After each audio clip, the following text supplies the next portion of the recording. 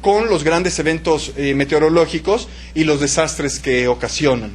El calentamiento global es concebido como un problema que necesita soluciones de corto y largo plazo con fines de mitigación y adaptación. Y el modo en que los problemas relacionados con el cambio climático han sido enmarcados en Corea y en otros lados revitaliza entonces también el debate sobre la planificación y la intervención del Estado, por lo tanto, de las nuevas formas de manejo político que las democracias actuales deben de desarrollar. El gobierno coreano que tomó posesión a principios de 2008 ciertamente ha puesto el tema del medio ambiente y el cambio climático en un lugar alto de la agenda, agregando la etiqueta verde a casi todas las iniciativas de políticas públicas. Esto es relevante porque la definición de conceptos es un elemento clave en la tarea de enmarcar temas y políticas. Para el gobierno, verde, el concepto de verde normalmente significa bajas emisiones de carbón. Esto significa también que cualquier otra actividad económica y producción de energía estaría permitida o sería promovida siempre y cuando no produzca contaminantes de CO2. Sobre esta limitada conceptualización de lo que es verde, la energía nuclear y las actividades de construcción no son necesariamente dañinas al medio ambiente. En agosto de 2008, el presidente Lee Myung-bak proclamó la visión de su gobierno titulada Menos carbón, crecimiento verde o Low Carbon, Green Growth, definiéndola como, entre comillas, cito, un nuevo paradigma de desarrollo nacional para crear motores de crecimiento y empleos con tecnología verde y energía limpia. Cierro la cita del documento oficial. La iniciativa sería ejecutada mediante la adopción del Plan Quinquenal para el crecimiento verde. Esto del Plan Quinquenal ya estaba en desuso en los gobiernos anteriores, prácticamente desde principios de los 90. Las políticas nacionales más importantes fueron incorporadas a tal marco de políticas. Sin embargo, esta es una de las materias más rebatidas en el proceso, dadas las condiciones intrínsecas entre planificación económica y los regímenes democráticos.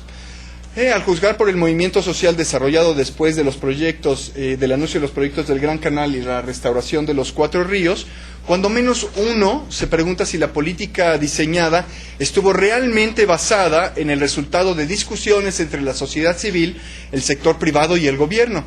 Este esquema tripartito que mencionaba José Luis hace rato. Para cambiar la percepción, el gobierno se propuso convertir una circunstancia, como los daños al medio ambiente, en un problema que el gobierno debía de resolver.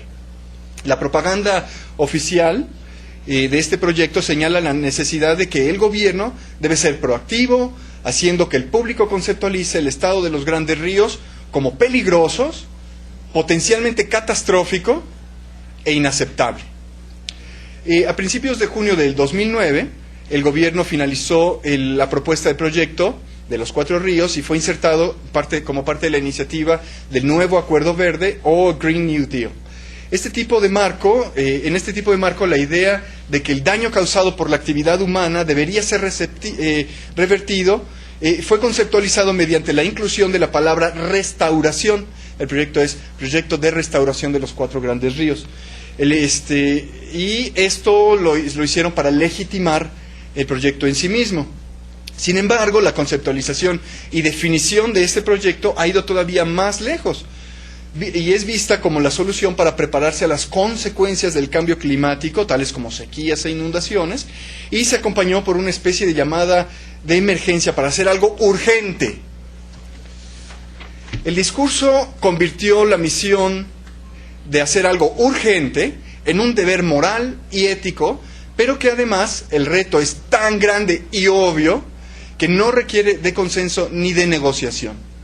El mismo presidente Lee Myung-bak fue tan lejos como para decir que el proyecto de los 4 ríos no era una opción, cito, no era una opción, sino un deber. Cierro cita. Lo interesante es que para el gobierno las acciones deben ser tomadas no solo para reparar el daño por el hombre, sino también para construir infraestructura, para enfrentar los inminentes desastres. Por lo tanto, las acciones deberían ser tomadas ahora. Mi interpretación de ese ahora, de hecho hay videos y discursos que tienen esta palabra, significa hacerse antes de que termine el periodo presidencial en el 2013. ¿Y qué se puede decir del cambio? Ay, Dios. Ahí está. Dime. 10, bien. ¿Y qué se puede decir del cambio en el, del marco en el que el movimiento social montó su argumento? A pesar de el éxito inicial del movimiento social en contra del proyecto original, o sea, el del Gran Canal, que logró ser detenido, la segunda versión del proyecto fue impuesta y las obras de construcción iniciaron antes incluso que el presupuesto fuera aprobado por la Asamblea Nacional. El movimiento social desplegado después de que el nuevo proyecto fuera anunciado parece que fue más débil, ya que su capacidad de movilización física no tuvo parangón con las protestas previas, esta de las velas y las marchas por todo Corea, ¿no?, de las peregrinaciones religiosas. Y pues básicamente los argumentos estaban en función de considerar el proyecto como un crimen medioambiental que carecía de legalidad, que tenía un alto costo y era innecesario, y además, según el grupo, las agrupaciones religiosas, estaban en contra del orden divino del Creador. El fracaso del movimiento social en contra del proyecto de los Cuatro Ríos se debió probablemente a 3 factores. Primero, los problemas típicos de acción colectiva que mencionaba hace un rato, en cualquier organización social. Esto es, la naturaleza de la acción colectiva está supeditada a la percepción de los costos individuales de los participantes.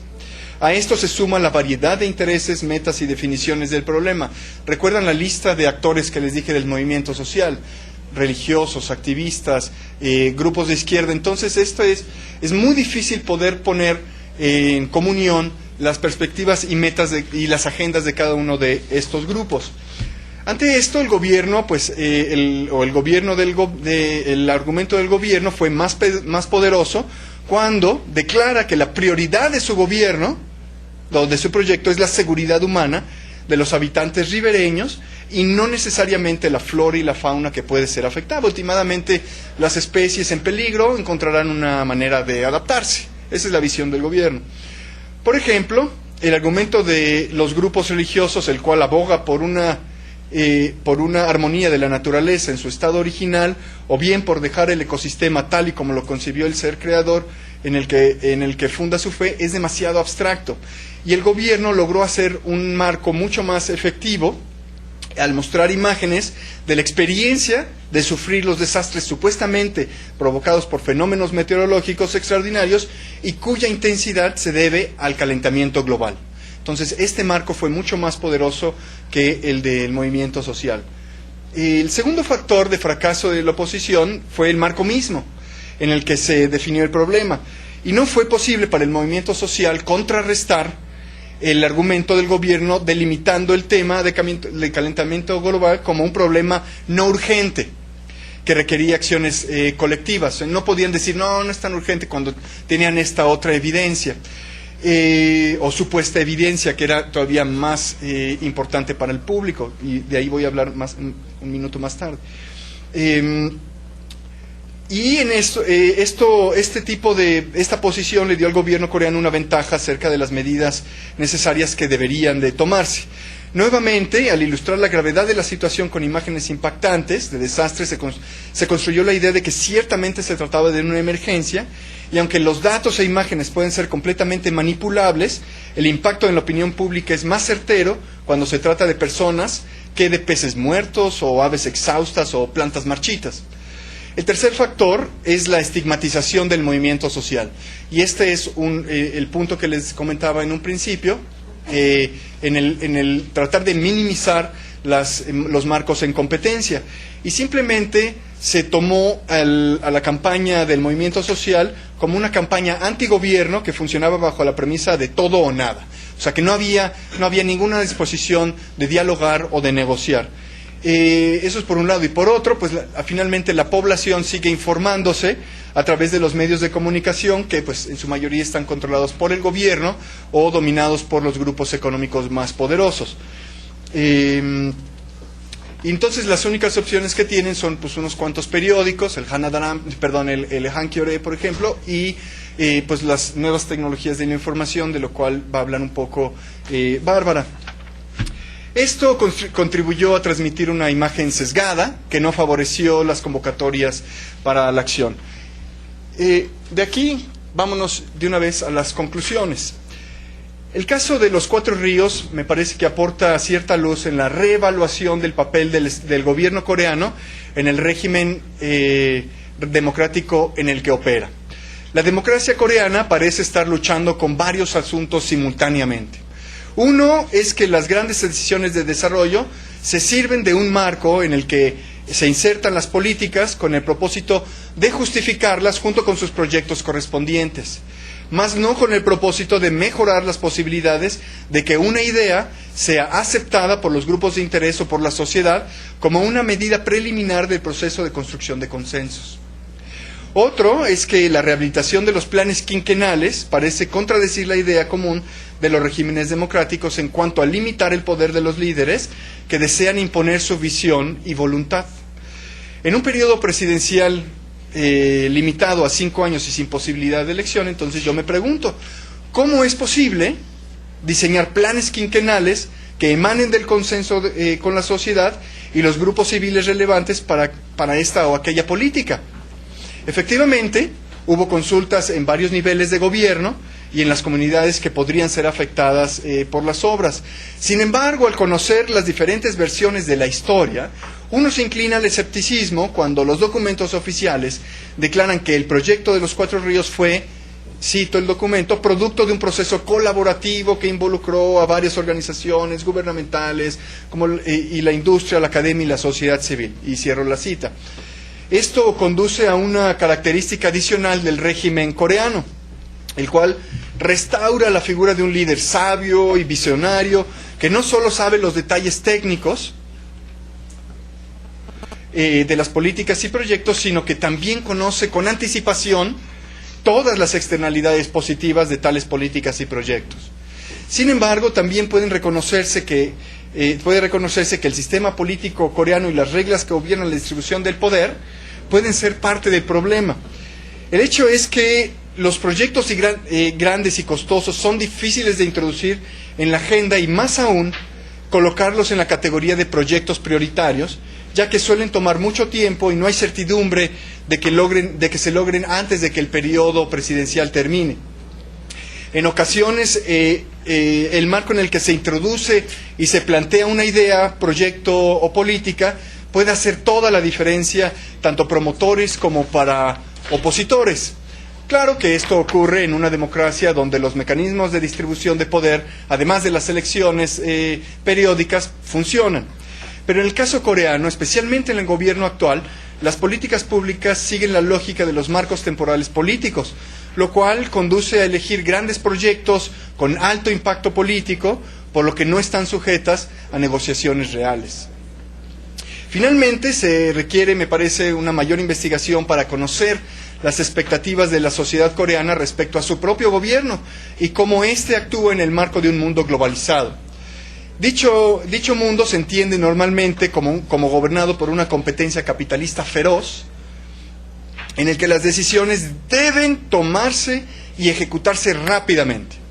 Probablemente, a pesar de la aspiración o demanda de desarrollar una cultura democrática con un gobierno que acoja más la participación ciudadana, la sociedad en general, me da la impresión, no está incómoda con el sistema político que posibilita decisiones prontas y resueltas. Cabe entonces preguntarse si en la actualidad las democracias pueden costearse suficiente tiempo para construir consensos.